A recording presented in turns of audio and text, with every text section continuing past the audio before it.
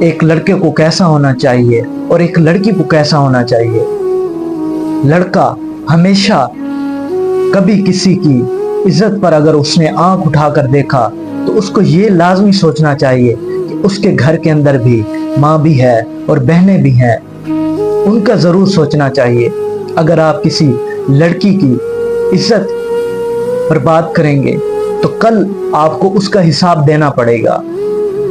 دنیا میں واحد 2 جرم ہیں جن کا بندہ اپنے آنکھوں سے جب تک حساب نہ دے تب تک اس کو موت نہیں آتی۔